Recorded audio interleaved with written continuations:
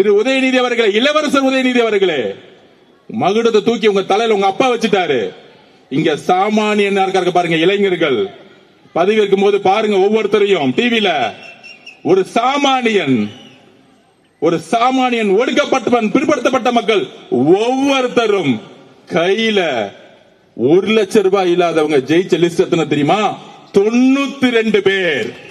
92 பேர் கையில 1 லட்சம் ரூபாய் இல்ல, 1 லட்சம் ரூபாய் இல்ல கையில, சொல்லி வச்ச மாதிரி. இது புரட்சி இல்லையா? திமுக சமூக நீதினு சொல்றீங்களே, எங்கேயாச்சும் தலித் சகோதரர்களை பொது இடத்துல நின்னு தைரியமா ஜெயிக்க வச்சிருக்கீங்களா? எங்க தலைவர் விஜய் அவர்கள் தலித் சகோதரர்களை பொது இடத்துல நின்று ஜெயிக்க வச்சிருக்காரு. புரட்சி தலைவி ஆனவர்கள் எதற்காக கட்சி உருவாக்கினார்? புரட்சி தலைவி அவர்கள் எதற்காக கட்சி உருவாக்கினார்? இந்த திமுக சீய சக்தியை ஒழிக்க.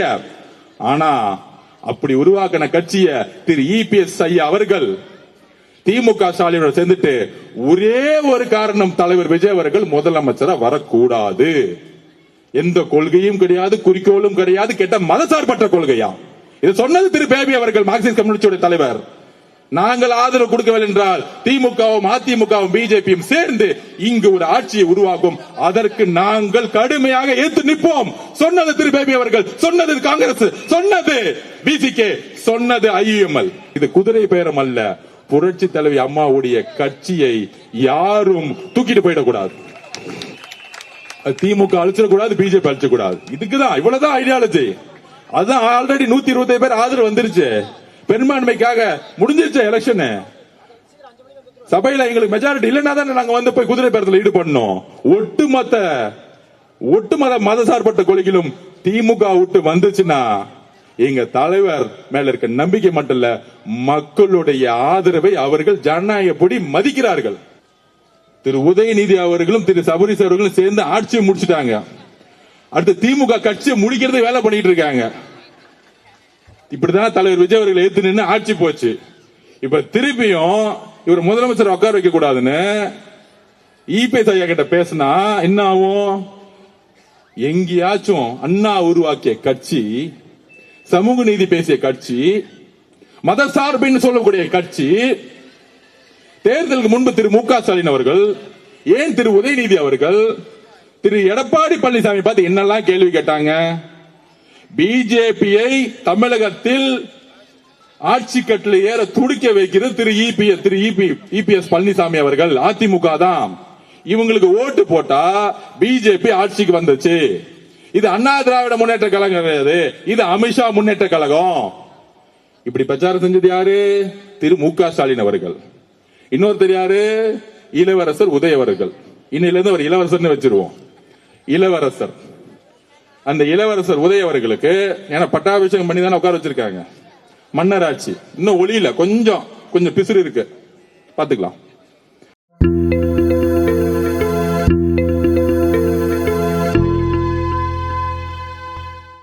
தெய்வத்தாளாகாது என்னும் முயற்சிதன் மெய்வருத்த கூலி தரும்.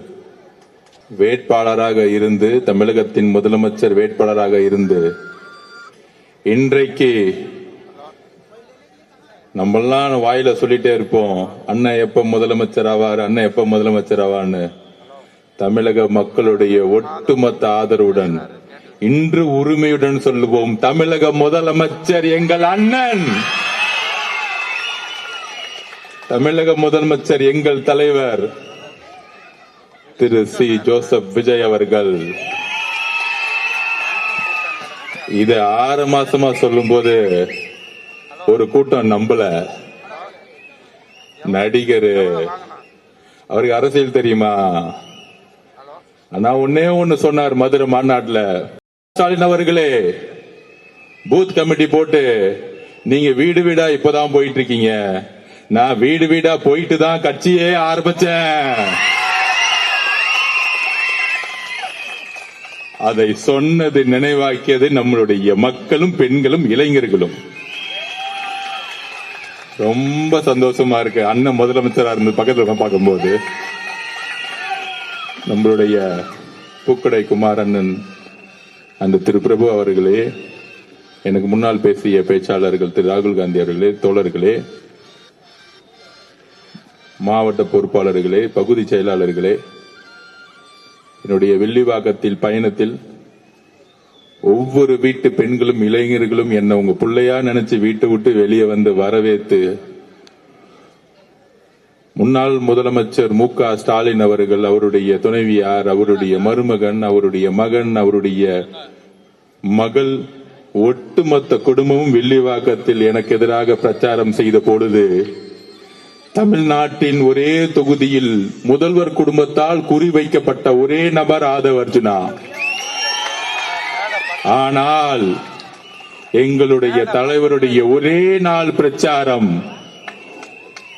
ஒட்டுமொத்த கலைஞர் குடும்பத்தை மு.க. ஸ்டாலின் தூக்கி எறிந்தது. இதுதான் மக்கள் சக்தி. மக்கள் சக்தினா இதுதான். பெண்கள் சக்தி, இளைஞர் சக்தினா அதுதான். ஒட்டுமொத்த முதல்வர் குடும்பமும் எதிர்த்து நின்ன இந்த சாமானியனை பெண்களும் என்னுடைய குடும்பத்தில் இருக்கக்கூடிய தாய்மார்களும், மகனே உன்னை வெற்றி பெற வைப்பது என்னோட பணி, நீங்க பொறுப்படுத்ததுக்கு உங்களுக்கு கோடான கோடி நன்றி.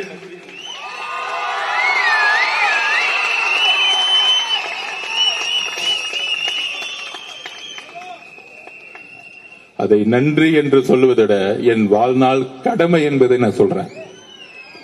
அவ்வளவு பெரிய அழுத்தம் என்னை நோக்கி தலைவர் விஜய் அவர்களுக்கு எப்படி ஒரு அழுத்தமோ, ஆளுங்கட்சியாக இருக்கும்பொழுது காவல்துறையும் திமுக குடும்பமும் மிகப்பெரிய அழுத்தத்தை தனிப்பட்ட முறையிலும் பொது வாழ்க்கையிலும் விமர்சனங்களும் கேவலமான பேச்சுகளும் தனிப்பட்ட தாக்குதலும்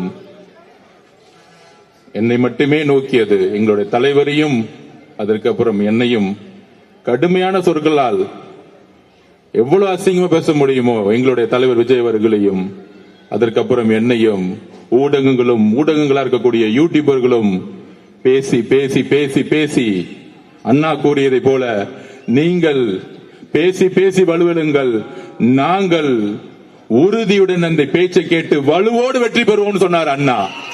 நாங்கள் தாங்கி தாங்கி வெற்றி பெறுவோம் சொன்னால், அண்ணா கூறியதை போல உங்களுடைய பேச்சுகளை தாங்கி மக்கள் உங்களுக்கு கொடுத்த இந்த சரியான தோல்வி இருக்கிறது. நான் எலெக்ஷன் முன்னாடியே சொன்னேன், கொளத்தூர் மீட்டிங்ல சொன்னேன், முன்னாள் முதல்வர் மு.க. ஸ்டாலின் அவர்களே எழுதி வைத்துக் கொள்ளுங்கள், கலைஞர் குடும்பத்தின் கடைசி வாரிசு தமிழகத்தின் முதலமைச்சராக நீங்கள் மட்டும்தான் முடிப்பீர்கள். அவ்வளவுதான். உங்களுடைய குடும்பம் இனி எந்த காலத்திலும் அதிகாரத்தை நோக்கி செல்ல முடியாது. ஏனென்றால் தமிழக மக்களுடைய ஆதரவு இல்ல, ஒட்டுமொத்த பெண்களுடைய ஆதரவுடன் ஒரு தலைவர் உதயமாகிவிட்டார். புரட்சி தலைவர் எம்ஜிஆர் அவர்களால் செய்ய முடியாததை, புரட்சி தலைவி அம்மா அவர்களால் முடியாததை ரெண்டு பேர்த்தோடைய சக்தியோட சேர்ந்து எங்களுடைய தலைவர், புரட்சி தலைவர், எங்களுடைய முதலமைச்சர் இந்த குடும்பத்துடைய ஆதிக்கத்தை தூக்கி எறிந்தார். இது சாதாரண வெற்றி அல்ல. ஒவ்வொரு பெண்களும் கண்ணீர் விட்டு அழுது, தமிழக வெற்றி கழகத்துடைய வெற்றி எதனால தெரியுமா கிடைச்சிச்சு? திமுக மு.க. ஸ்டாலின் அவர்களிடையே தமிழக வெற்றி கழகத்தை உருவாக்கியது பெண்கள். இன்றைக்கு சொல்றேன், தமிழக வெற்றி கழகத்தை உருவாக்கியது பெண்கள், அதோடு இணைந்தவர்கள் இளைஞர்கள். இந்த ரெண்டு சக்தியும் இன்னும் எந்த காலத்திலையும் நீங்க ஜெயிக்கவே முடியாது. எழுதி வைத்துக்கோங்க.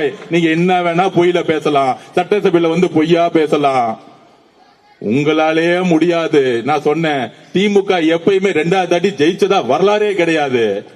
மு.க. ஸ்டாலின் அவர்கள் 200 தொகுதி ஜெயிச்சிருவேன், 200 தொகுதி ஜெயிச்சிருன்னு சொல்லும் பொழுது அன்றைக்கே மேடையில் நம்மளுடைய தலைவர் சொன்னாரு, நான் உட்பட கொளத்தூர்ல உட்கார்ந்து பேசினேன், உங்க தந்தை கலைஞராலே முடியாத பொழுது நீங்க ஜெயிச்சிருவீங்களா எங்க தலைவர் எதிர்த்துன்னு கேட்ட 2வது முறை.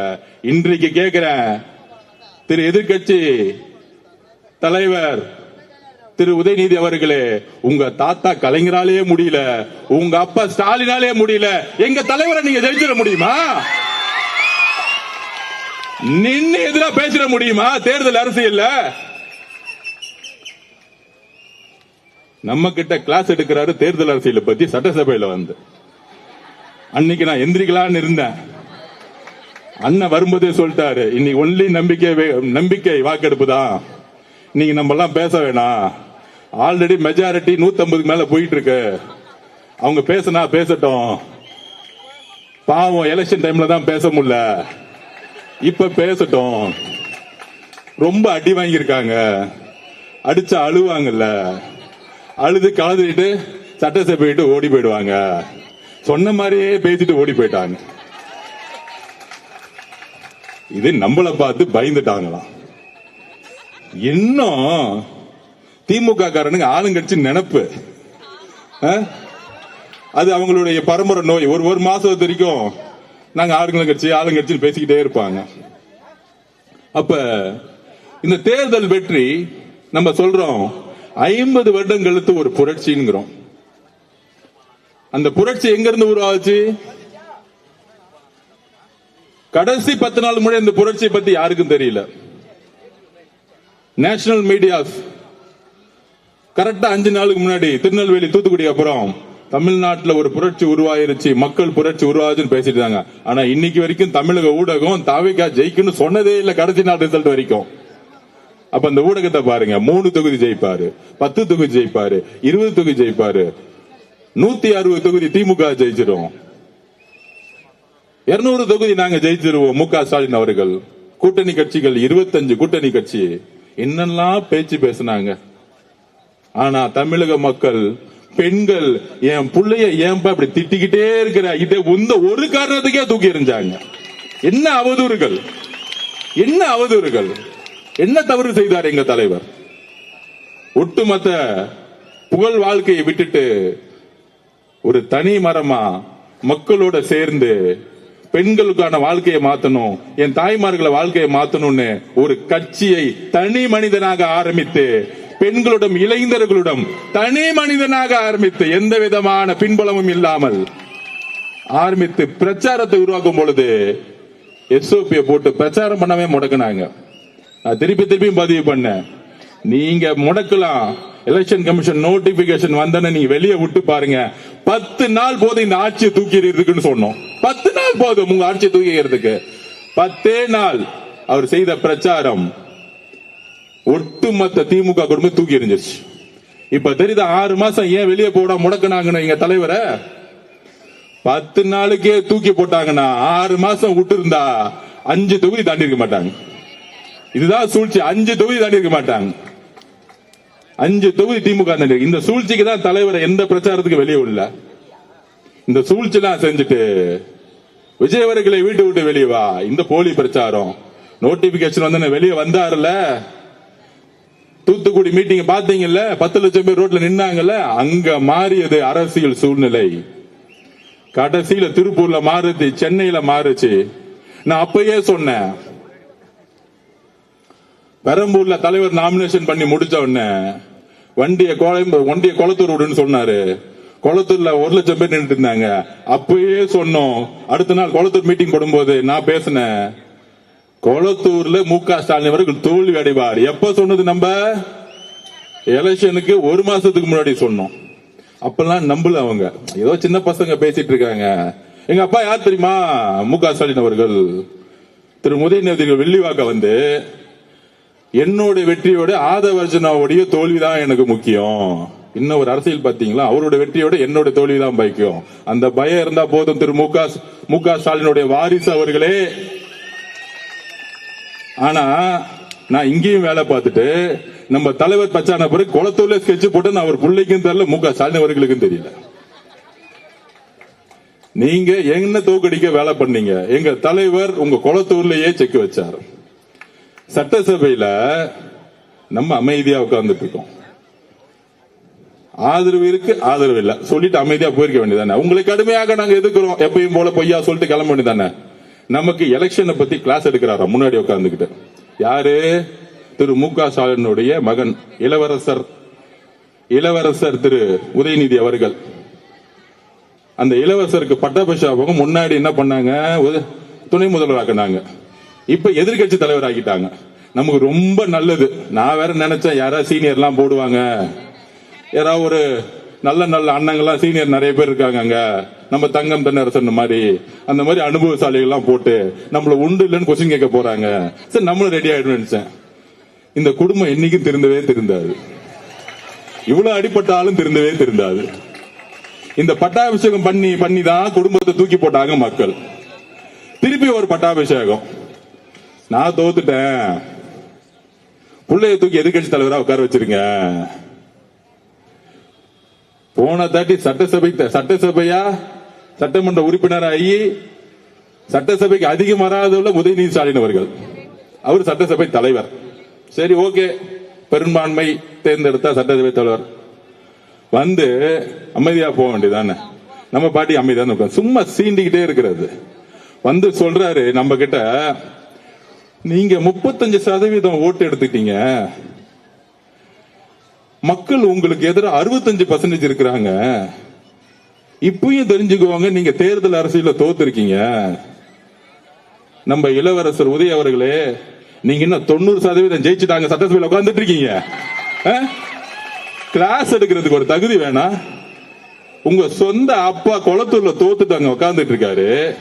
அப்பாக்கு ஆறுதல் கொடுக்காம, அவர் பாவம் தோத்துட்டோமே, 50 வருஷம் அரசியல் வாழ்க்கை, 234 தொகுதியிலும் போய் வெற்றி பெறுவோம்னு போயிட்டு வந்தேனே, கடைசியில குளத்தூர்ல தோத்துட்டேன்னு உங்க அப்பா உட்கார்ந்துட்டு இருக்கும் போது வீட்டுல போய் ஆறுதல் சொல்லாம சட்டசபையில் அப்படி நிமிர்ந்து நின்று பேசுறாராம், நமக்கு அட்வைஸ் பண்றாராம். 65% உங்களுக்கு ஓட்டே போடல.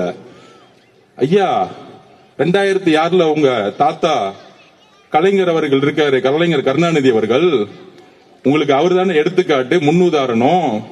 26% வாங்கிட்டு முதலமைச்சர் ஆனாரே, அவரை நீங்க கேள்வி கேட்க முடியுமா? திரு உதயநிதி அவர்களே, எங்க தாத்தா 26% தான் வாங்கினாரு சொல்லுங்க.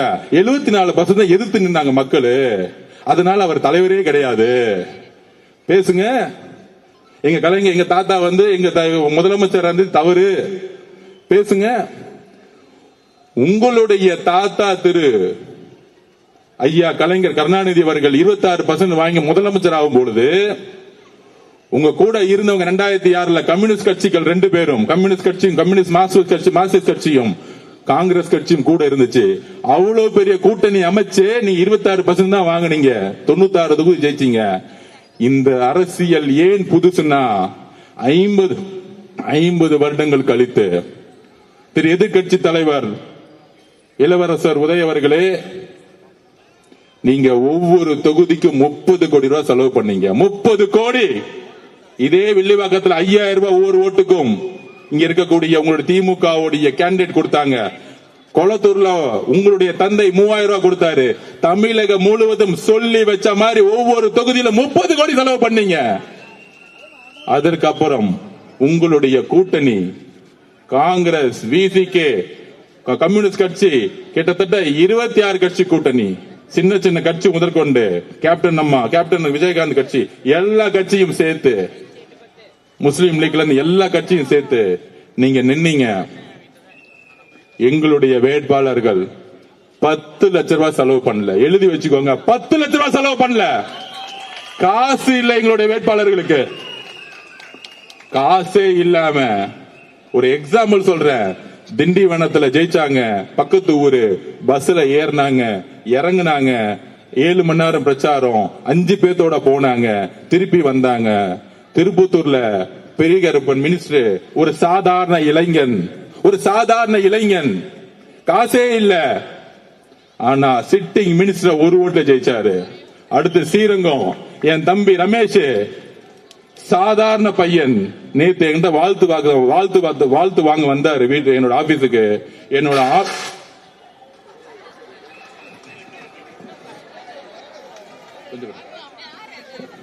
வாழ்த்து வாங்க வந்தாங்க. கொஞ்சம் டிஸ்டர்ப் பண்ணாதீங்க. யார் அது? வாழ்த்து வாங்க வந்தாங்க. அப்ப குடும்பத்தோடு வந்தாங்க, அவங்க அம்மா, அவங்க அக்கா. அப்ப வரும்பொழுது என்னுடைய தெருவிலேயே 3வது வீட்டுல, அது ஒரு பெரிய வீடு, ரமேஷ் அவர்களுடைய அம்மா சமையல் வேலை செஞ்சிட்டு இருக்காங்க. என்னுடைய வீட்டுல இருந்து 3வது வீட்டுல அந்த அம்மா சொல்றாங்க, தம்பி வாழ்த்து வாங்க வந்தேன், 8 மணிக்கு கிளம்பணும், நான் சமையல் வேலை பண்றதுக்கு. என் புள்ள எம்எல்ஏ ஆயிட்டான், ஆனா நான் சம்பாதிக்கணும்ல. என்ன ஒரு எளிமையான குடும்பத்தில் இருந்து எங்களுடைய தலைவர் வேட்பாளரை சூஸ் பண்ணி ஸ்ரீரங்கத்துல நின்னு திருச்சியிலேயே அதிகமான ஓட்டை வாங்கியது தமிழக வெற்றி கழகம். உங்களுடைய நேரு, உங்களுடைய வேலு எல்லாத்தையும் தண்ணி குடிக்க வச்சாங்க எங்களுடைய இளைஞர்கள். சாமானியன் 75 வருஷ கட்சி திமுக பொது தொகுதியில் ஒரு தலித் வேட்பாளரை நிறுத்தியது இல்லை. திரு உதயநிதி அவர்களே, இளவரசர் உதயநிதி அவர்களே, மகுடத்தை தூக்கி உங்க தலையில உங்க அப்பா வச்சுட்டாரு. இங்க சாமானியன் இருக்காரு பாருங்க, இளைஞர்கள் பதவி இருக்கும் போது பாருங்க, ஒவ்வொருத்தரையும் டிவில ஒரு சாமானியன் ஒடுக்கப்பட்டவன், பிற்படுத்தப்பட்ட மக்கள் ஒவ்வொருத்தரும் கையில 1 லட்சம் ரூபாய் இல்லாதவங்க ஜெயிச்ச லிஸ்ட் எத்தனை தெரியுமா? 92 பேர். 92 பேர் கையில 1 லட்சம் ரூபாய் இல்ல, 1 லட்சம் ரூபாய் இல்ல கையில, சொல்லி வச்ச மாதிரி. இது புரட்சி இல்லையா? திமுக சமூக நீதினு சொல்றீங்களே, எங்கேயாச்சும் தலித் சகோதரர்களை பொது இடத்துல நின்னு தைரியமா ஜெயிக்க வச்சிருக்கீங்களா? எங்க தலைவர் விஜய் அவர்கள் தலித் சகோதரர்களை பொது இடத்துல நின்று ஜெயிக்க வச்சிருக்காரு. எங்க உங்க சமூக நீதி? எங்களது உங்க சமூக நீதி? மத அரசியல தூக்கி போட்டாரு. என் பெயர் சி ஜோசப் விஜய்னு நான் கிறிஸ்துவ குடும்பத்தில் பிறந்திருந்தாலும் என்னுடைய ஐடென்டிட்டியை நான் மறக்க மாட்டேன்னு சொல்லி மத அரசியலை ஒழிச்சிருக்காரு. மத அரசியலை ஒழித்து, ஜாதி அரசியலை ஒழித்து, பண அரசியலை ஒழிச்சு இளைஞர்களுக்கும் பெண்களையும் சாதாரண குடும்பத்தில் வேட்பாளர்கள் நிப்பாட்டி இன்றைக்கு சட்டசபையில் தைரியமாக நிமிர்ந்து உட்கார வச்சிருக்காரு. இதுக்கு மேல என்ன புரட்சி வேண்டும்? இளவரசர் உதய அவர்களே, உங்களுக்கு என்ன தகுதி இருக்கு எங்களுடைய தலைவர் முதலமைச்சரை பார்த்து கேள்வி கேட்பதற்கு? என்ன சாதிச்சிருக்கீங்க நீங்க?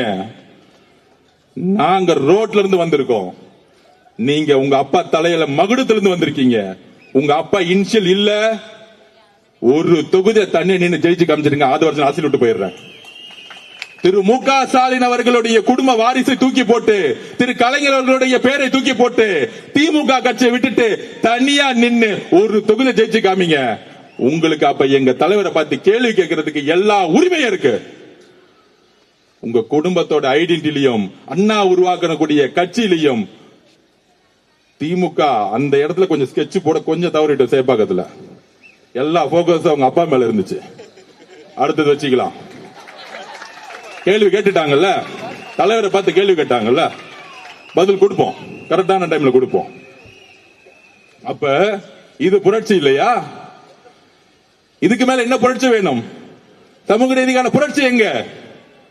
இந்த தொகுதியில இந்த ஜாதி அதிகமா இருப்பாங்க, அவனை வேட்பாளரா போடு. அப்படி யாராச்சும் தமிழ் வெற்றி கழகத்தை வெற்றி பெற்று இருக்காங்களா?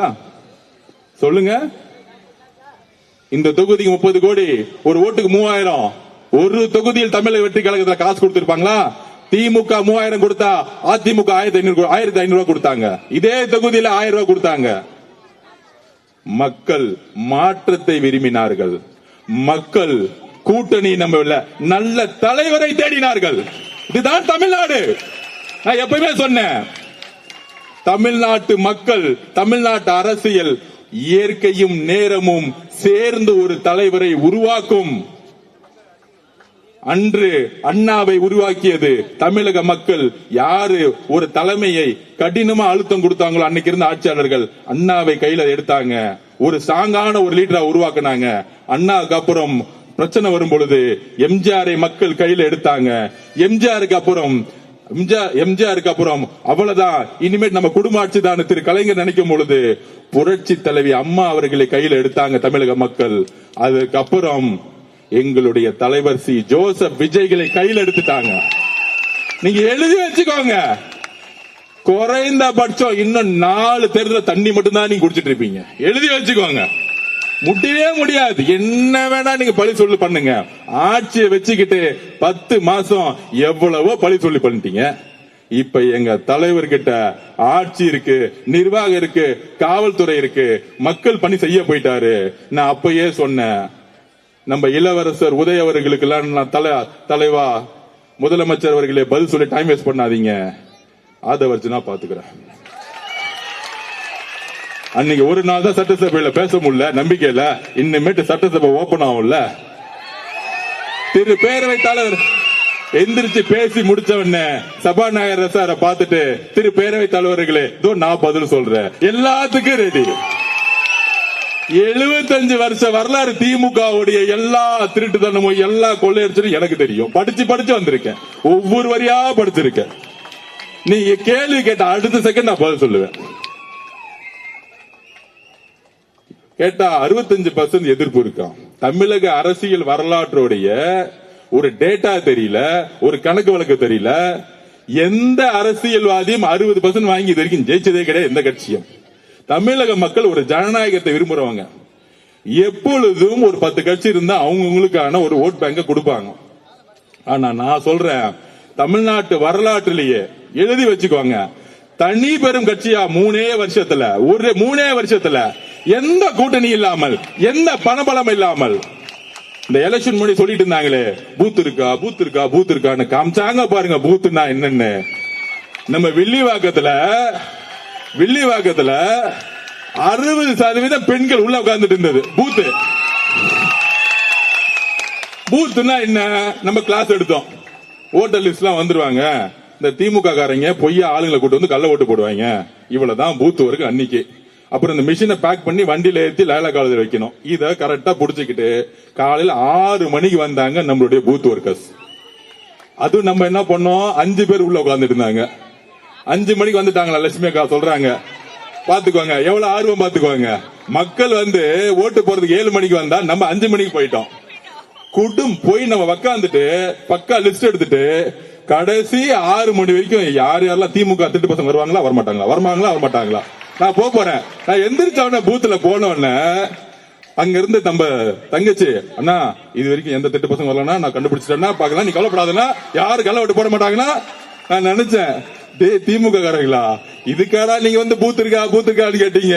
எங்க ஆளுங்க ஒரே நாள பழகிட்டாங்க. இது குடும்பம்பா, இந்த பூத்து இதெல்லாம் தெரியாது. 5 குடும்பம் சேர்ந்தா ஒரு பூத்து, அவ்வளவுதானே. சேர்ந்துட்டாங்க, எலெக்ஷன் முடிஞ்சு திருப்பி வேலைக்கு போயிட்டாங்க. உங்களை மாதிரி கவுன்சிலர் இருந்துட்டு 15 வீடு வாங்குறது, இதை யாரா இங்க வாசிக்கு எங்கப்பா காண போயிட்டாரமே அவரு ஓடுமா.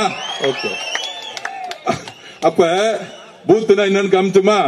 75,000 பூத்துலயும் தமிழக வெற்றி கழகம் நைட்டு 10 மணி வரைக்கும் உட்கார்ந்து இருந்தாங்க. எப்ப 10 மணி வரைக்கும்.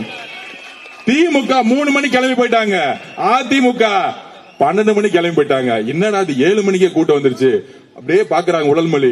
எல்லாரும் சிரிச்ச முகத்தோட வேட்பாளர் நான் போனா போதும், தம்பி நீங்க தான் எனக்கு நான் கேன்வாஸ் பண்ண வந்த மாதிரி ஆயிடுச்சு. ஒவ்வொரு பூத்துக்கு போகும்போது அக்கா செல்ஃபி உடனே ஓடி வராங்க செல்ஃபி எடுக்க. அக்கா பூத்துக்கா இங்க செல்ஃபி எல்லாம் எடுக்க கூடாதுக்கா, நான் வேட்பாளர். இல்ல தம்பி அவங்க விடுங்க. உடனே திமுகங்க அவங்க செல்ஃபி எடுக்கிறாங்க, பாத்தீங்களா என் மேல கம்ப்ளைண்ட். பொதுமக்கள் வந்து என்னப்பா பண்றது, இப்படி ஒரு பிரச்சனை வெளிவாக்கத்துல. அந்த மாதிரி 7 மணிக்கு குடும்பமா வந்து அண்ணன் சொன்னார், அன்னைக்கு திருவிழா மாதிரி இருக்கணும் நீங்க வந்து ஓட்டு போற அன்னைக்குன்னு. எப்படி திருச்செந்தூர் வேளாங்கண்ணிலையும் போய் குடும்பமா போவாங்களே, 7 மணிக்கெல்லாம் வந்து ஓட்டு போட்டு 4 மணிக்கு முடிச்சுட்டாங்க எல்லாத்தையும். நான் பாக்குறேன் ஒவ்வொரு பூத்திலையும் 94% கள்ள ஓட்டு போறதுக்கு வாய்ப்பே கொடுக்கல. ஆனா இல்ல, பக்கா லிஸ்ட் இருக்கு.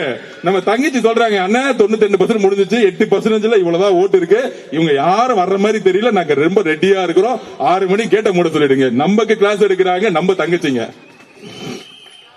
அப்படி திமுக பூத்துக்கு தண்ணி குடிக்க வச்சது நம்மளுடைய மகளிர் சகோதரிகள். அப்புறம் நம்ம இளைஞர்கள் இருக்காங்களே, நான் போனா போது பின்னாடி 500 பேர் வராங்க. டேய் தம்பிங்களா வேணாண்டா, நான் தப்பு பண்றமே நினைச்சுக்க போறாங்க, கலவரம் பண்ற மாதிரின்னு. திமுக 5 பேர் தான் வந்தாங்க, அவன் போய் பயந்து போயிட்டான் அவன் பாட்டிக்கு. அப்ப எந்த அளவுக்கு இளைஞர்கள் சக்தி இந்த தேர்தலில் இறங்கி வேலை பார்த்து கடைசியில் அவன் கொடுத்த 3000 எதுக்கு யூஸ் ஆச்சுன்னா, இன்னும் ஆய்வு பண்ணல. இன்னைக்குதான் மு க ஸ்டாலின் சொல்லியிருக்காரு, நம்மளுடைய தோல்விக்கு காரணம் என்ன என்பதை நாம் ஆய்வு செய்ய வேண்டும். ஐயா மு க ஸ்டாலின் அவர்களே, அதுக்கான காரணம் நான் இன்னைக்கு சொல்றேன், அதுக்கு காரணமே நீங்க தான். இதுக்கு என்ன ஆய்வு செய்யணும்? இந்த தோல்விக்கு முக்கியமான காரணமே திரு மு க ஸ்டாலினுடைய நிர்வாகத்துடைய தோல்வி. அன்பு சகோதரன் முன்னாடி சொல்லிட்டு இருந்தேன். இப்ப வந்து மாண்புமிகு அமைச்சர் ராஜ்மோகன் அவர்களே, ஒரு எளிய குடும்பத்தில் பிறந்தவரை அமைச்சராக்கிய பெருமை எங்களுடைய தலைவருக்கு சாரும். இதுக்கு மேல என்ன புரட்சி வேணும்? இதுக்கு மேல என்ன புரட்சி வரணும்? நீங்க யார எம்எல்ஏ ஆக்கிறீங்க? சட்டசபையில 50 வருஷமா உங்க கூடத்துல உங்க மகன், அதுக்கப்புறம் அமைச்சர்களுடைய மகன், இவங்க தானே உட்கார்ந்துட்டு இருக்காங்க. இங்க வந்து பாருங்க, சட்டசபையில ஒடுக்கப்பட்ட ஏழை மக்கள் இருந்து சட்டசபையில வந்து உட்கார்ந்துட்டு இருக்காங்க. அதற்கான புரட்சி செய்தது எங்களுடைய தலைவர். இதுக்கு மேல என்ன பெரிய புரட்சி வேணும்? அப்ப திமுக போட்டு விவாதம் பண்ணிட்டு இருக்காங்க. இந்த புரட்சிக்கு காரணம் என்ன? இந்த தோல்விக்கு காரணம் என்ன? இந்த புரட்சிக்கும் தோல்விக்கும் காரணம் 2 பேர் தான். ஒன்னு ஐயா திரு மு.க. ஸ்டாலின் அவர்கள், இன்னொரு அவருடைய மகன் இளவரசர் உதய அவர்கள். அவ்வளவுதான். இதுக்கு மேல ரொம்ப ரிசர்ச் பண்ணாதீங்க. பாவம் திமுக அழுதுருவாங்க, புலம்புறாங்க. மு.க. ஸ்டாலின் கலைஞர் ஐயா பார்த்து, ஐயோ கலைஞர் ஐயா நீங்க ஏன் செத்து போனீங்க? இவங்க 2 பேர்த்த விட்டுட்டு கட்சியை முடிச்சுட்டாங்க. இதுல சொல்றாரு திரு மு.க. ஸ்டாலின் அவர்களும் இளவரசர் உதய அவர்களும், தாவேகா கழகம் குதிரை பேர அரசியல் செய்கிறது. தலைவர் சிம்பிளா முடிச்சார், இது குதிரை பேர அரசியல் இல்ல, இது குதிரை வேக அரசு. அது அவர் சிம்பிளா பேசி முடிச்சிட்டார். அண்ணா ரொம்ப நல்லவர், அதோட முடிச்சிட்டார். ஆனா நம்ம அப்படி இருக்க முடியாதுல்ல, பதில் சொல்லணும்ல. குதிரை பேர அரசியல் யார் நடத்தினது? நான் சொல்லிடுறேன். எல்லாம் ட்ரை பண்ணி பார்த்தாங்க, ரிசல்ட் வந்துருச்சு. நம்ம 108 நிக்கிறோம். சுமார் ஒரு 20 தொகுதியில 500 ஓட்டு 300 ஓட்டுல தோத்து இருக்கோம். அது எப்படின்னு நம்ம அதுக்கப்புறம் விசாரிச்சுக்கலாம், விட்டுருங்க. தோத்த பிறகு என்ன செஞ்சிருக்காங்க? நம்ம தலைவர் வரவே கூடாதுன்னு பெரும்பான்மை இருந்தாலே பதவியேற்றலாம் கவர்னர் அவர்கள். ஆனா கவர்னர் அவர்கள் கூப்பிட்டு, நீங்க வந்து பெரும்பான்மையை காமிங்க, சிங்கிள் லார்ஜஸ்ட் பார்ட்டி, அவங்களை கூப்பிட்டு பதவியேற்றலாம். ஆனா கவர்னர் அவர்கள் ஒரு கான்ஸ்டிடியூஷனுக்கு எதிராக 118 காமிங்க, கோர்ட்டுக்கு போனா 1 மாசம் ஆயிடும், வேண்டாம் நம்ம பெரும்பான்மை காமிச்சிருன்னு எடுத்த உடனே முதல்ல வந்தது தலைவர் ராகுல் காந்தி அவர்கள். தமிழ்நாட்டுடைய சூழ்நிலையை புரிந்து தமிழக வெற்றி கழகம் தலை வணங்குகிறது திரு ராகுல் காந்தி அவர்களை. எடுத்த உடனே விஜய் அவர்கள் முதலமைச்சர் ஆகணும், அதுக்கு என்ன வேணா செய்யுங்க, சப்போர்ட் அப்படின்னு டெல்லியில இருந்து ஒரே குரல் முடிச்சுட்டாரு அவர். வந்த அடுத்த நாள் காங்கிரஸ் இருந்து நம்ம அண்ணன் செல்வம் திமுக இருந்தாரு, வந்து எங்க தலைவர் சொல்றதா ஸ்டாண்ட், அரசியல் சூழ்நிலை அன்னைக்கே மாறிடுச்சு, எலெக்ஷன் முடிஞ்சவனே மாறிடுச்சு. செல்வ வந்து வாய்ப்பு கொடுத்துட்டு ஒரு எல்லோரும் சகோதரத்துவம் ஆனோம். அன்னைக்குதான் உண்மையான அரசியல் சந்தோஷப்பட்டேன். அது முடிஞ்ச உடனே கம்யூனிஸ்ட் தோழர்கள் வந்தாங்க, அது முடிஞ்ச உடனே அண்ணன் திருமானன் வந்தாரு, ஒவ்வொருத்தரும் வந்து தலைவர் முதலமைச்சராக்குனாங்க. இது மட்டும் தானே உங்களுக்கு தெரியும். ஆனா திமுகவுடைய குதிரை பேர் அரசியல் இன்னும் நான் உண்மையா சொல்லவா? சொல்றேன், யார் குதிரை பேர் அரசியல் பண்ணதுன்னு. நம்ம தலைவர் முதலமைச்சர் ஆகக்கூடாதுன்னு திமுக தலைவர்களும், அதுல குறிப்பா நம்ம இளவரசர் உதயநிதி அவர்களும் ஒரு பெரிய அரசியல் பண்றாங்களா. என்ன அரசியல்னா, ஃபர்ஸ்ட் மு.க. ஸ்டாலின் இதுக்குள்ள வரல, உண்மையை சொல்லிடுறேன் நான். அவரு தோல்வியுற்று அமைதியா தான் இருந்தார். ஆனால் திரு இளவரசர் உதயநிதி அவர்கள் இருக்காரு, என்ன ஆனாலும் விஜய் அவர்கள் முதலமைச்சராக வரக்கூடாது, என்ன ஆனாலும் பரவாயில்ல, என்ன பண்ணிக்கோங்க, அவ்வளவு வெறி. ஆனா முடிஞ்சிச்சுல, கடைசி வாரிசா முடிச்சிட்டாருல, ஏதாச்சும் பண்ணலாம். யாருக்கிட்ட பேச்சுவார்த்தை பண்ணது? திரு இபிஎஸ் அவர்கள் பழனிசாமி அவர்களோட திரு உதயநிதி அவர்கள் பேச்சுவார்த்தை பண்றாரு.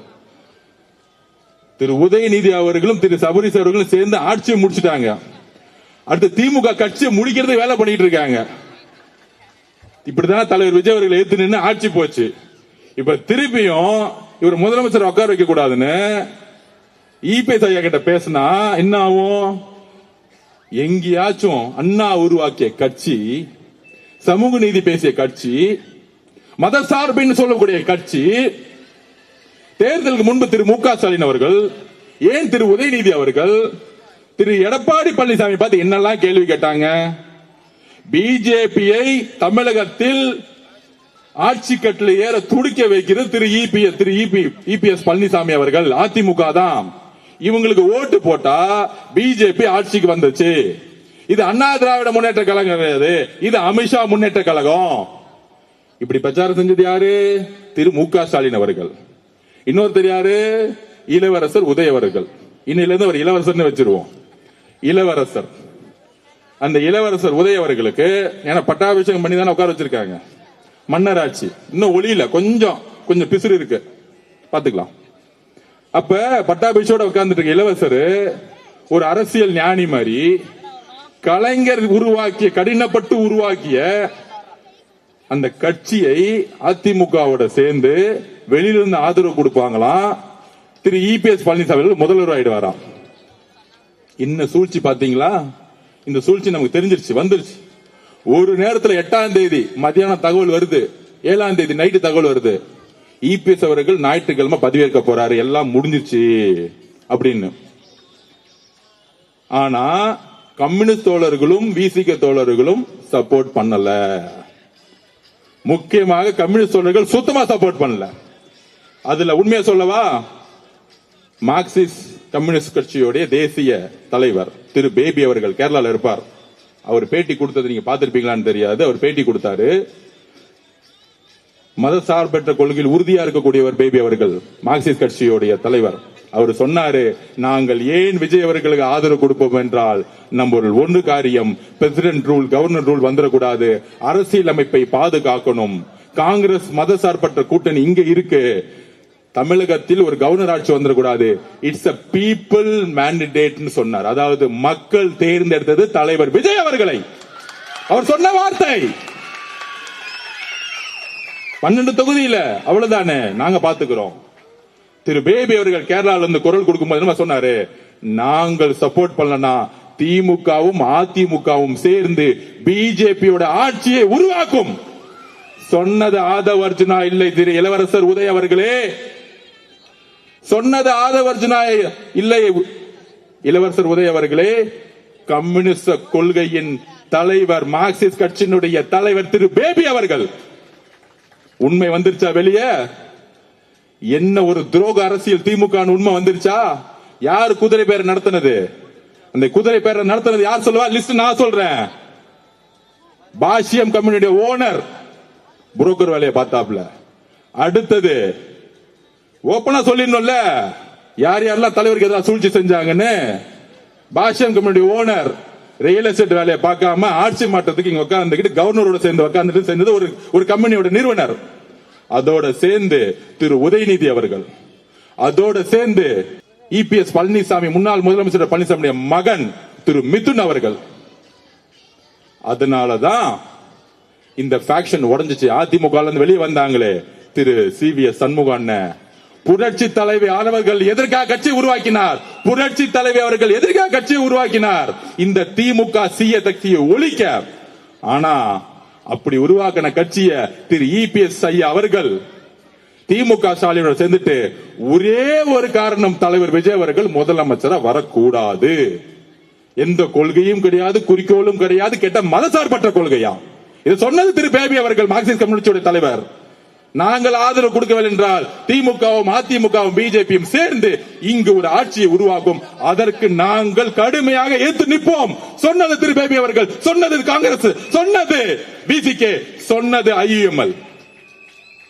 எல்லா மதசார்பற்ற கொள்கைகளும் தலைவர்கள் 108 தொகுதி ஜெயிச்சா வந்த நினைச்சிருந்தா, தோழர்களே அரசியலை உள்வாங்குங்கள், நினைச்சிருந்தா ஒரே போன் கால் டெல்லிக்கு போன் பண்ணி, ஒரே ஒரு போன் கால் இபிஎஸ் ஐயா போன் பண்ணி, உங்க 47 எம்எல்ஏ எனக்கு கொடுத்துருங்க, நான் முதலமைச்சர் ஆயிடுறேன், நம்ம பகிர்ந்து சொன்னா அவங்க ஓடி வந்திருப்பாங்களா? ஓடி வந்திருக்க மாட்டாங்களா? சொல்லுங்க.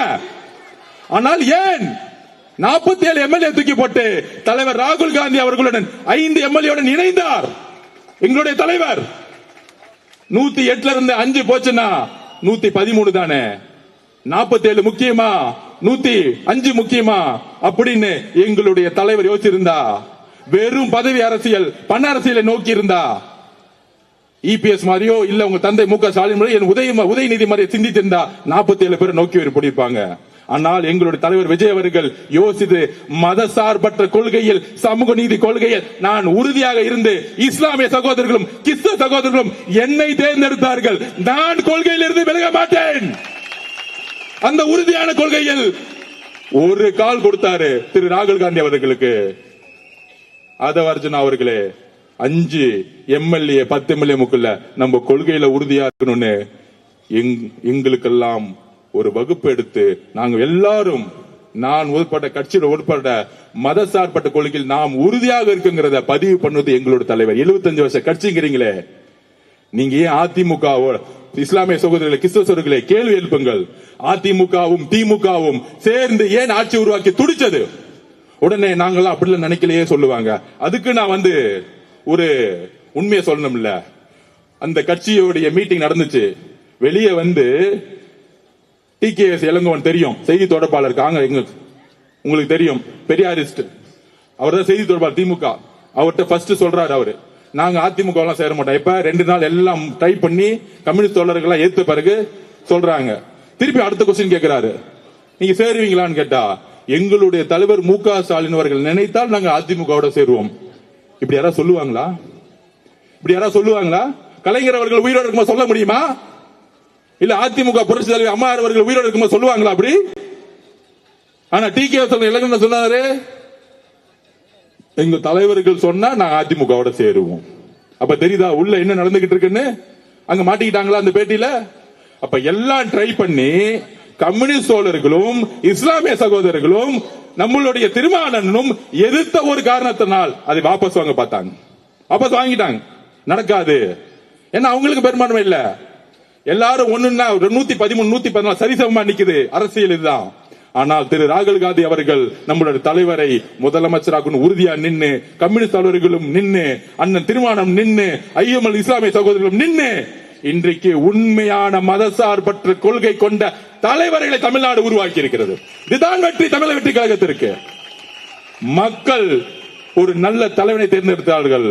கூட்டணி கட்சி தலைவர்கள் ஒரு நல்ல மதசார்பற்ற அரசியலை உருவாக்கி விட்டார்கள். தேர்தலுக்கு முன்பு உங்களோட இருந்தோம்னு சொல்றாங்களே, இருந்திருந்தா அவங்களுக்கு நீங்க உண்மையா இருந்திருக்கணும். அதிமுக பேசியிருக்க கூடாது. கலைஞர் காலத்தில் எந்த தோல்வி நடந்தாலும், ஏன் கலைஞர் 2 தொகுதி ஜெயிச்சாலும் எப்பொழுதும் தன்னுடைய கொள்கைகளில் விட்டு கொடுத்தது கிடையாது. ஆனால் அவருடைய மகன் திரு மு.க. ஸ்டாலின் அவர்கள், இளவரசர் உதய அவர்கள் கட்சியை மதிக்கிறது இல்ல, கூட்டணியை மதிக்கிறது இல்ல, கொள்கையை மதிக்கிறது இல்ல. பணம் பணம் பணம், இதுதான் அவங்களுடைய மிகப்பெரிய தோல்வி. இப்ப தெரிஞ்சா என்ன உண்மை நடந்துச்சு? நான் 5 நாள் நாங்க தூங்கி 10 நாள் ஆச்சு. இன்னைக்கு நேத்து நைட்டு தான் தூங்கின. தலைவர் முதலமைச்சரா 144 பேர் ஜெயிச்ச பிறகு அன்னைக்குதான் எங்களுக்கு தூக்கம் வந்துச்சு. அதுலயும் பாருங்க திமுக சூழ்ச்சி. திருப்பத்தூர்ல ஒரு எம்எல்ஏ ஜெயிச்சோம், கேஸ ஃபைல் பண்ணாங்க. அந்த கேஸ உடனடியாக கொண்டு வந்தாங்க சண்டே. அந்த சண்டே கேஸ் கொண்டு வந்து அன்னைக்கு ஆர்குமெண்ட் பண்ணாங்க. சென்னை உயர்நீதிமன்றம் எப்பொழுதும் சண்டே கேஸ் எடுத்ததே கிடையாது. திமுக வழக்கறிஞர்கள் எல்லாம் போய் கேஸ் நடத்துறாங்க. அந்த எம்எல்ஏவை ஓட்டு போட விடக்கூடாதுன்னு சொல்லி வச்ச மாதிரி ஓட்டு போடுறதுக்கு, அதாவது நம்பிக்கையில்லா தீர்மானம் நடக்கிறதுக்கு ஒரு நாளுக்கு முன்னாடி ஸ்டே கொடுத்துட்டாங்க, ஒரு ஓட்டு போடக்கூடாதுன்னு. திமுக சூழ்ச்சி தெரிஞ்சா அப்ப உடனடியா சுப்ரீம் கோர்ட் போனோம். அடுத்த நாளே சென்னை உயர்நீதிமன்றத்தை கண்டிச்சு இது ஜனநாயகத்துக்கு எதிரான தீர்ப்புன்னு சொல்லி திருப்பியும் ஒரு ஓட்டை நம்ம கொடுத்துட்டாங்க. எந்த அளவிற்கு அழுத்தம் பாருங்க திமுக. அதை உதயநிதி சொல்றாரு, உயர்நீதிமன்றம் ஒரு அந்த வேட்பாளர்கள் ஓட்டு போடுன்னு சொல்லிட்டாங்க, குதிரை பேர நடத்துறேன்னு சொல்றாங்க. உச்சநீதிமன்றம் தூக்கி எறிஞ்சிருச்சு. அப்ப எந்த அளவுக்கு தலைவர் விஜய் அவர்கள் அந்த சீட்ல உட்கார்ந்துடவே கூடாது. கவர்னர் ஆட்சி வந்தாலும் சரி. ஆனா அறிக்கை மட்டும் அழகா ஒரு மு.க. ஸ்டாலின் அவர்கள்கிட்ட நான் ஏற்கனவே சொன்னேன். சன் டிவில ஒரு குணா அவர்கள் பேட்டி கொடுத்தாரு. நான் எப்பயுமே விஜய் அவர்களை தாக்குனதே கிடையாது, நான் தப்பாவே பேச மாட்டேன், இல்ல உங்களை அவர் ரொம்ப அட்டாக் பண்றாரு, ஏன் நீங்க பதில் கொடுக்க மாட்டேங்கிறீங்க, நான் பேசவே மாட்டேன். அதுதான் நான் கொலத்தூர்லயே சொன்னேன். திரு மு.க. ஸ்டாலின் பதிலாம் கொடுக்க மாட்டாரு, கொலை பண்ணிடுவாரு. கரூர்ல தான் பண்ணாங்க. நம்மளுடைய சகோதரர்கள் எப்படி ஆனாங்க? இன்னைக்கு காவல்துறையில எடுத்தாங்க எல்லாம் காத்திருப்பு பட்டியல். யார் யாரெல்லாம் கரூர்ல அன்னைக்கு என்னென்னலாம் பேசினாங்களோ. எப்பயுமே சொல்ற நியாயம் நீதியும் வெற்றி பெறும். நான் அன்னைக்கே சொன்னேன், எங்கள் சகோதர சகோதரிகளை நீங்க கை வச்சுட்டீங்க. எங்க தலைவர் முதலமைச்சர் போது சும்மா விட மாட்டார். உங்களை எழுதி வச்சுக்கோங்க. அவர் அமைதியா இருந்தாருன்னா தான் ஆபத்து. திட்டாருன்னா பிரச்சனை இல்ல, முடிஞ்சிட்டு போச்சு. அமைதியா இருந்தாருன்னா ஒரு பெரிய பூகம்பம் வரப்போகுதுன்னு அர்த்தம். வந்துச்சு. அப்படி எந்த அளவிற்கு அவரை முதலமைச்சர் உட்கார கூடாது கொள்கை ஏற்று நம்மளை பார்த்து குதிரை பேரன்னு சொன்னாங்களே, அதிமுகவும் திமுகவும் சேர்ந்து குதிரை பேர அரசியல் செஞ்சது நீங்க. திரு இளவரசர் உதய அவர்கள் பேச்சுவார்த்தை நடத்துது அவர் தான். திரு இளவரசர் உதய அவர்கள், பாஷம் கம்பெனியுடைய ஓனர், அதுக்கப்புறம் திரு மிதுன் அவர்கள், மூன்றும் இணைந்த கூட்டணி வந்தாங்க. கனிமொழி மேடம், எங்க அப்பா உருவாக்கின கட்சி இப்படி செஞ்சீங்க, ரிசைன் பண்ணிட்டு போயிடும் சொல்லிட்டு போயிட்டாங்க. அவங்க எதிர்ப்பு உள்ள இருந்து நான் உள்கட்சியில நடந்துச்சு சொல்றேன்.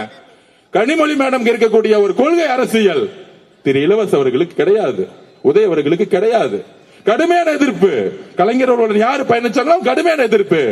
இந்த காலத்திலும் நீங்கள் அதிமுக சேரக்கூடாது, ஜனநாயகத்தை மதிப்போம்னு சொன்னாங்க திமுக கூட இருக்கக்கூடிய சில நல்லவர்கள். அதுக்கப்புறம் தான் திரு மு.க. ஸ்டாலின் அவர்கள் கம்யூனிஸ்ட் எல்லாம் வாபஸ் பண்ணிட்டாங்க. நம்ம அமைதியா ஒரு ஸ்டேட்மெண்ட் ரெடி பண்ணிட்டார் நல்லவர் மாதிரி. நாங்கள் ஜனநாயகத்தை மதித்த எதிர்கட்சியா நடத்துவோம். அது நீங்க என்ன சொல்றது? மக்களே தீர்ப்பு கொடுத்துட்டாங்க. ஐயா நீங்க எதிர்கட்சி தலைவராக கூட இருக்க நான் வீட்டுல அமைதியா உட்கார்ந்து ரிட்டையர்மெண்ட் ஆகும். நான் அன்னைக்கே சொன்னேன் கொளத்தூர்ல என்ன நடக்கும். கொடைக்கானல் போகும்போது லாலக்காலை வாசல் சொன்னேன்.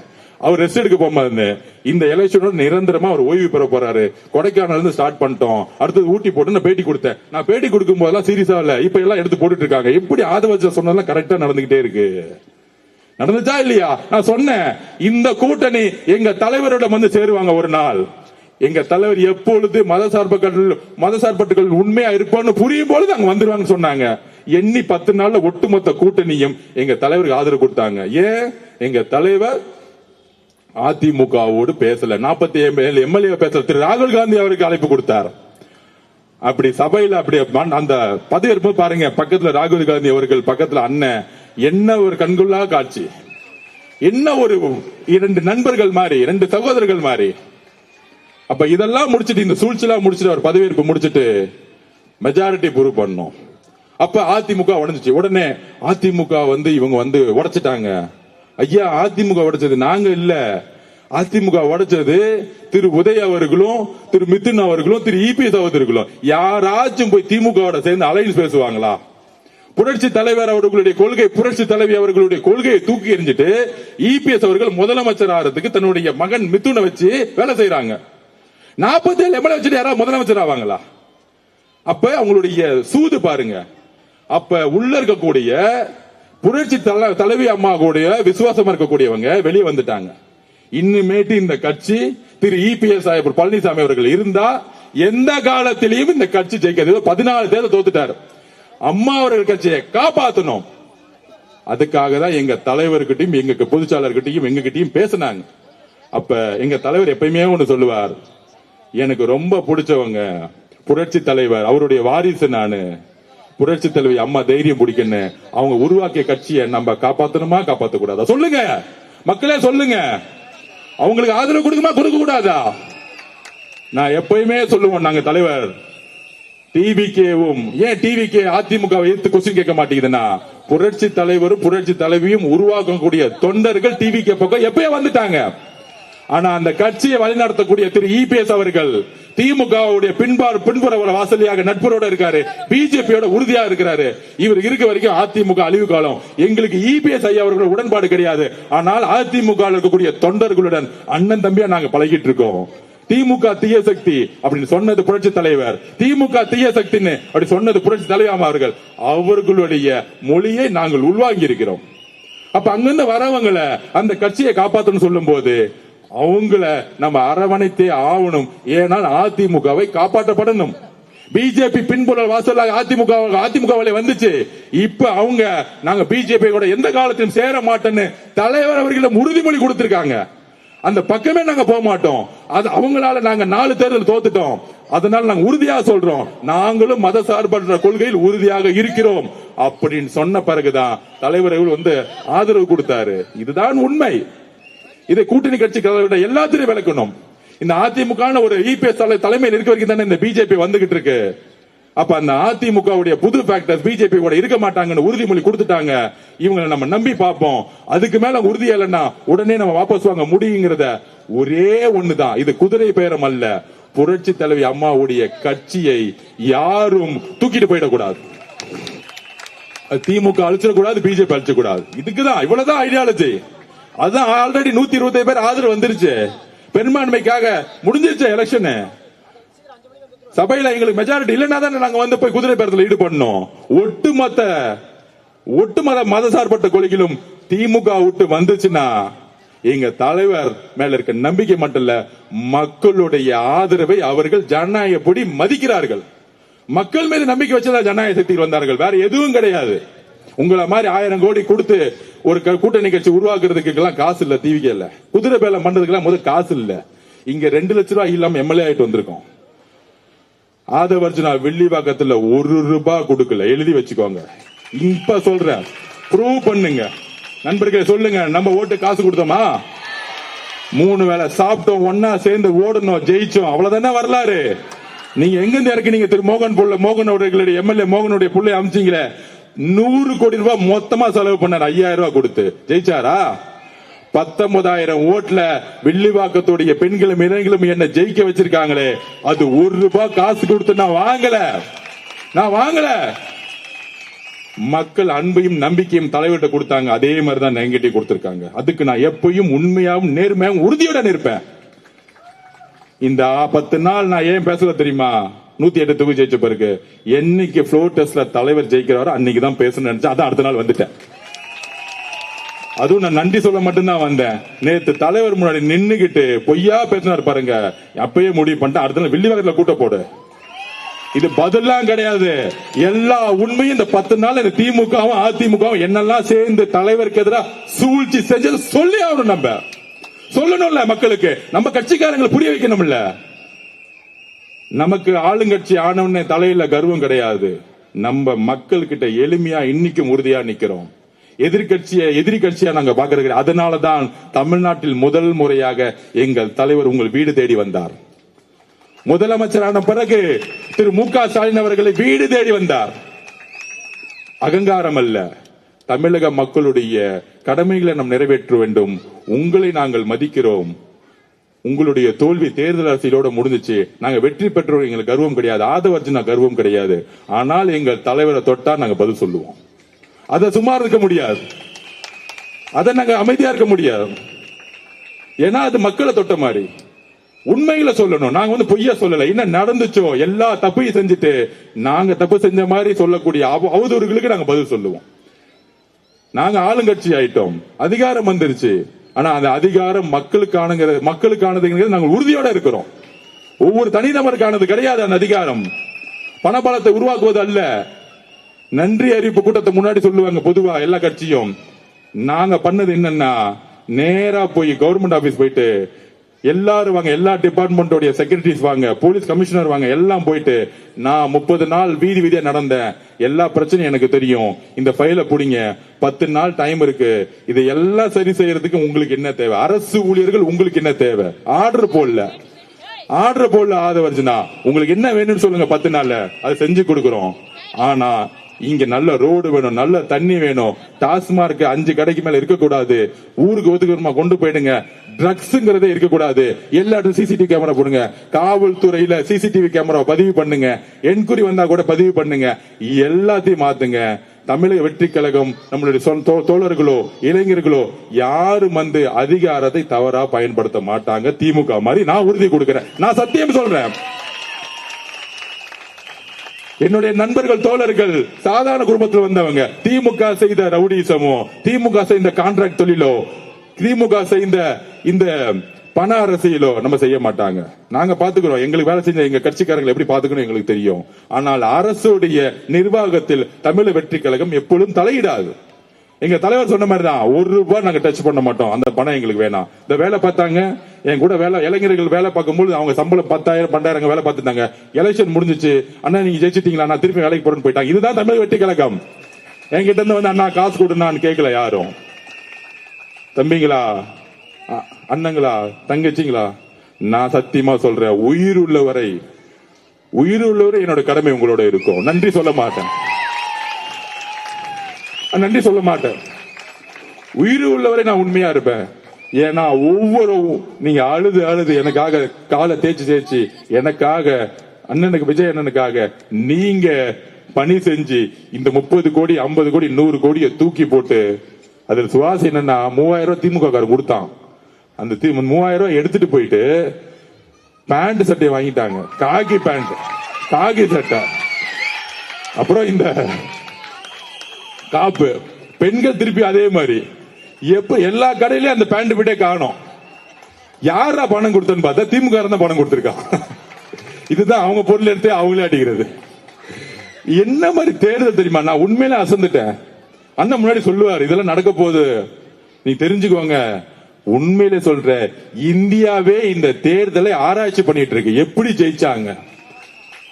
தேர்தல் வெற்றிக்கு பின்பு எந்த பத்திரிகையும் இவர் ஜெயிப்பார்னு எழுதவே இல்லை. யாருமே எழுதல. Under estimate. இவர் ஒண்ணுமே பண்ண முடியாது. கூட்டம் தான் கூட்டுவார், ஓட்டா மாறாது, எல்லாம் ஓடிடுவாங்க. ஆனா இன்னைக்கு நேஷனல் மீடியாஸ், ஏன் லோக்கல் மீடியாஸ் எப்படி ஜெயிச்சாங்க, எப்படி ஜெயிச்சார், இது ஒரு பெரிய ஆராய்ச்சிக்குட்பட்டது. ஒரு ஆதிக்கத்தை நீங்கள் விரும்பினால், பணபலத்தை நீங்க கரப்ஷன் பக்கம் போனீங்கன்னா, உண்மையா நீங்க இல்லைன்னா எளிய மக்கள் உங்களை தூக்கி எறிவார்கள், உங்கள் அதிகாரத்தை தூக்கி எறிவார்கள், உங்களுடைய அனுபவத்தை தூக்கி எறிவார்கள், உங்களுடைய 75 வருஷ கட்சியை தூக்கி எறிவார்கள்.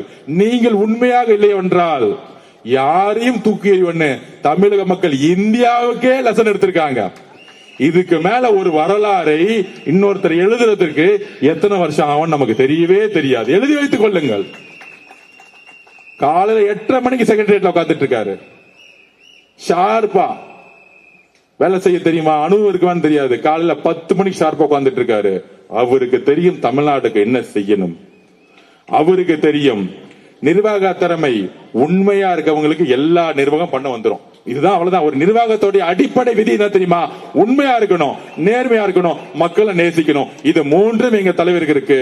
ஒரு மிகப்பெரிய பொன்னான ஆட்சியை, எப்படி ஒரு மிகப்பெரிய பொன்னான வரலாற்றை தேர்தல் அரசியல் உருவாக்கிறாரோ, ஒரு மிகப்பெரிய அரசாங்கத்தை மக்களுக்காக, பெண்களுக்காக, இளைஞர்களுக்காக உருவாக்க போகிறார்.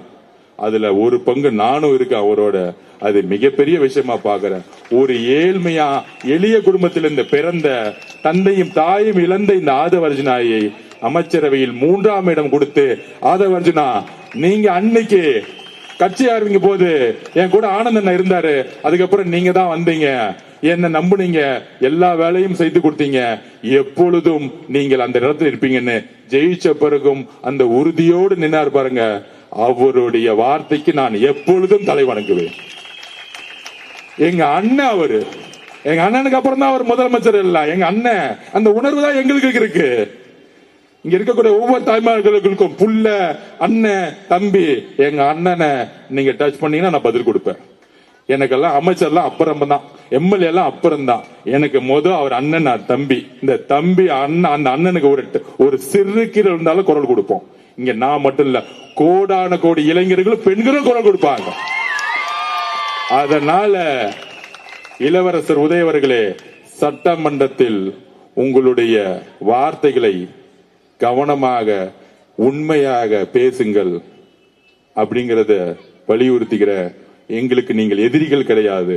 உங்களுடைய ஜனநாயக கடமையை நீங்கள் ஆற்றுங்கள். தவறு செய்தால் சொல்லுங்க, திருத்திக்கிறோம். நீங்க தலைவர் தவறு செய்தா தவறாது அப்ப பாத்துக்கோங்கன்னு சொல்லிடுவார். அவர் ஜனநாயகவாதி. தவறு செய்தால் தெரிந்து தவறு செய்யறது கிடையாது, சொன்னா அடுத்த செகண்ட் சரியாயிடும். இது ஒன்னும் காவல்துறை வச்சு அடக்குமுறை பண்ணி கைது செய்து உங்களை மிரட்டி பழி வாங்கக்கூடிய அரசு அல்ல. அந்த அரசியல் அல்ல அது. யாரையும் பழி வாங்கக்கூடிய அரசியல் கிடையாது. தேர்தல் அரசியலில் நாங்கள் நின்னோம், நீங்க நிக்கவே கூடாதுன்னு நினைச்சீங்க, அதையும் மீறி வெற்றி பெற்றுட்டோம். இனி மக்களுக்கான பணியை செய்யற 50 வருஷ பணியை 5 வருஷம் செஞ்சு முடிப்பார். எழுதி வச்சுக்கோங்க, எழுதி வச்சுக்கோங்க. என்கிட்ட இப்ப கேட்டாங்க, 700 கடையை மூணா 8,000 கோடி சேல்ஸ் டவுன் ஆகுது. அத பினான்ஸ் செக்ரட்டரி எங்க தலைவர் சொல்லிருக்க மாட்டாரா? அப்ப எங்க தலைவர் என்ன முடிவு எடுத்தார்? மக்களோட உயிரை விட 8,000 கோடி பணம் முக்கியம் அல்ல. மக்களுக்கு 1000 ரூபாய் நீங்க பேங்க்ல போடுறமே, அதோட முக்கியம் டாஸ்மாக் கோடிய மிகப்பெரிய பிரச்சனை, ட்ரக்ஸ் பிரச்சனை. அதுதான் முதல்ல அவர் கையில் எடுத்தார். அதுதான் முதல்ல கையில் எடுத்தார். மக்களுக்கு தேவையான அந்த 1000 ரூபாய்ங்கிறது கடமை, அண்ணன் கொடுக்கிற கடமை. அதே நேரத்தில் டாஸ்மாக் கோடிய மக்களுடைய பிரச்சனை இருக்கு, அதுக்கு நான் சரி செய்யறேன்னு 700 கடையை தூக்கி போட்டாரு. 8,000 கோடி இல்லைனாலும் பரவாயில்ல. இந்த அரசியல் நல்ல அரசியல், மக்களுக்கான அரசியல். வெறும் நல்லதோட முடிச்சிட முடியாது. ஒரு 24 மணி நேரம் சதா மக்களை பத்தி யோசிக்கக்கூடிய ஒரு தலைவனால தான் அப்படி யோசிக்க முடியும். அதை உருவாக்குவார் என்று சொல்லி என்னுடைய மாண்புமிகு அமைச்சரை வரவேற்று அவருக்கு நான் பேசணும்னு சொல்றேன். இந்த பயணம் மிகப்பெரிய பயணமா இருக்கும். உறுதியா இருங்க, நம்ம தான் ஜெயிப்போம். அண்ணன் சொன்ன மாதிரி கான்பிடண்டா இருப்போம். நன்றி, வணக்கம்.